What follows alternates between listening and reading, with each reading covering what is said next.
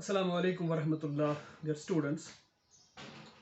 The poem that we are going to read today is 11th class poem Father to Son. This poem is written by Elizabeth Jennings. Let me read the poem aloud first. I do not understand this child, though we have lived together now in the same house for years. I know nothing of him, so try to build up a relationship from how he was when small. Yet have I killed the seed I spent, or sown it where the land is his and none of mine. We speak like strangers. There's no sign of understanding in the air. This child is built to my design, yet what he loves I cannot share. Silence surrounds us. I would have him prodigal, returning to his father's house, the home he knew, rather than see him make and move his world. I would forgive him too, shaping from sorrows a new love. Father and son, we both must live on the same globe and the same land. He speaks, I cannot understand myself. Why anger grows from grief? We each put out an empty hand, longing for something to forgive. Now, students, अब हम बात करेंगे इस poem की explanation के बारे में। ये पोइम दरअसल जो है ये बहुत ही इंपॉर्टेंट साइकोलॉजिकल पोइम है। ये साइकोलॉजिकली एड्रेस कर रही है हमारे आज की जनरेशन को, आज के बच्चों को, पर्टिकुलरली उन बच्चों को या तो वो अपने पेरेंट से दूर है और या तो वो जमाना कि आज के जमाने में ये एक साथ होते हुए भी इनके एक साथ नहीं होते हैं। Then we can call either it's a relationship gap और इट्स अ जनरेशन गैप। तो दोनों सूरतों में एक पापा जो है, एक फादर जो है, यह उसके एहसासात की तर्जुमानी कर रही है ये पोएम। जो कि ये पोएम जो है ये फादर को एड्रेस नहीं हो रही है, ये एक 11th क्लास के एक बच्चे को address, a grown up student, who's a grown up, higher secondary level student, उसको ये पोएम एड्रेस की जाती है। How to build your relationships with your own people. जब वो आपसे दूर होते हैं तो आपको उनके बारे में क्या सोच होती है, और जब आप ग्रो अप करते हैं तो उनकी नजर में आपकी कीमत क्या होती है। इस चीज पे आप गौर कीजिए और इस पोएम को गौर से पढ़िए। शायद आपके बहुत सारे मसाइल का हल यहां ये शायर दे सकता है। ये असल में ये जो तर्जुमानी है ये एक बाप के जज्बात की तर्जुमानी है उसके बेटे के लिए। जो बेटा अपने बाप से दूर है, चाहे फिजिकली दूर था या मेंटली दूर, लेकिन ये उस बाप के एहसासात है वो क्या चाहता है अपने बच्चे से। Now the child is grown up. I do not understand this child, though we have lived together now. Now we are living together. Father and son, they are living together, but father is unable to understand his son. बाप अपने बेटे को understand नहीं कर पा रहा है। कोई कम्युनिकेशन गैप है इनके दरमियान। In the same house for years, एक ही घर में अब ये सालों से रह रहे हैं। I know nothing of him, so try to build up a relationship from how he was when small. मैं इस बच्चे के बारे में कुछ नहीं जानता, इसके जज्बात क्या है, इसके एहसासात क्या है, ये चाहता क्या है, लेकिन एक बार फिर मैं इससे रिलेशनशिप जो है कायम करना चाहता हूं। अब इस चीज की दो वजह हो सकती है। एक वजह यह हो सकती है कि बचपन में जब ये बाप इस बच्चे के साथ खेलता था, इस बच्चे को इसने बचपन में देखा है, लेकिन फिर या तो अपने काम में इतना मशगूल हो गया कि अपने बच्चे को टाइम नहीं दे सका, या ये वक्त आ गया है, ये हुआ है कि ये किसी भी वजह से ये बच्चा जो है अपने बाप से दूर है। अब बाप जो है थक हार कर अपने काम से रिटायरमेंट लेकर जब अपने घर पे वापस आया है, अब दूसरी प्रॉब्लम यह है कि बचपन में यह बच्चा घर पे था, अपने बाप की तवज्जो चाहता था, बाप किसी वजह से नहीं दे सका। लेकिन अब जो बच्चा है यह अपनी दुनिया में मस्त है, इसकी अपनी लायबिलिटीज बढ़ गई है, लिहाजा अब बाप को, जब बच्चे को इस बाप के प्यार का सहारा चाहिए था, यह नहीं दे सका, अपने काम में बिजी था। अब जब यह अपने काम से वापस आ गया है और घर में बैठा चाहता है कि यही बच्चा इसको अपना टाइम दे, लेकिन इसका बेटा जो है या ये अपने इसकी औलाद जो है, अभी अपनी दुनिया में इसकी लायबिलिटीज बढ़ गई है, ये अपने बाप को टाइम नहीं दे पा रहा है।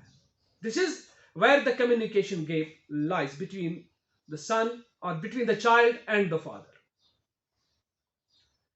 सो try to build up a relationship from how he was when small.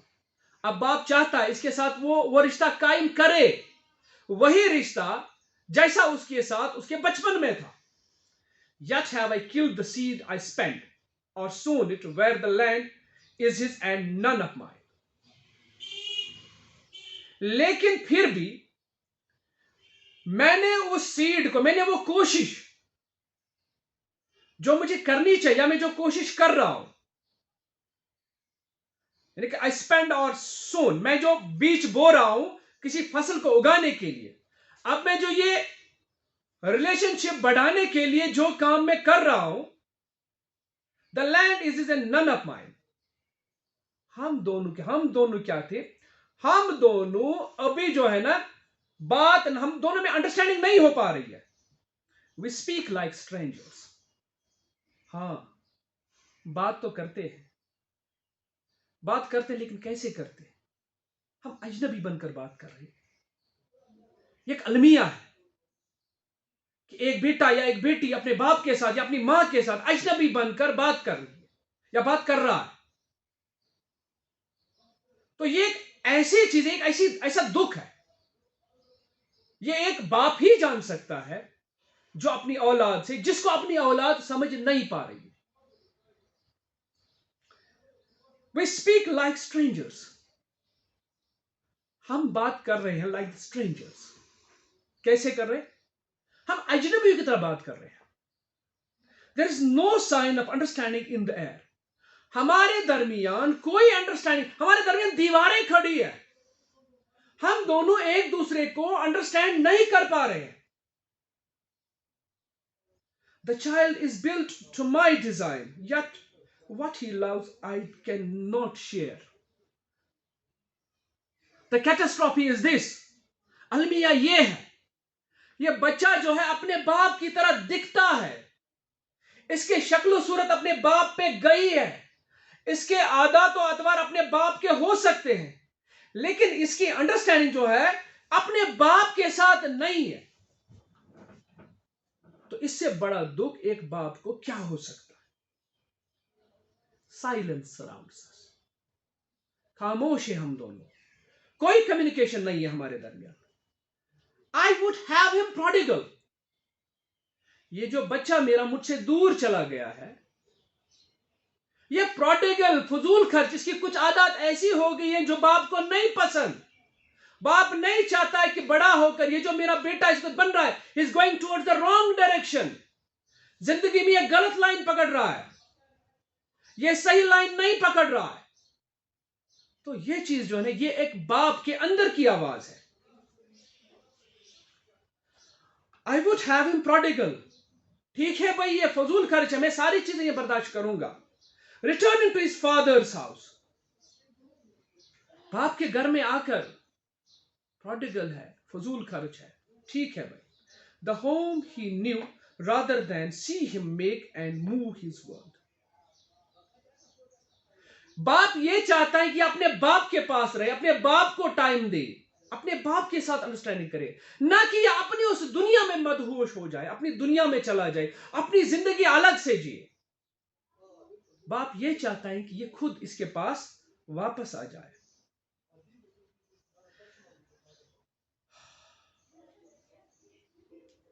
Rather than see him make a move in this world, I would forgive him too, shaping from sorrow and new.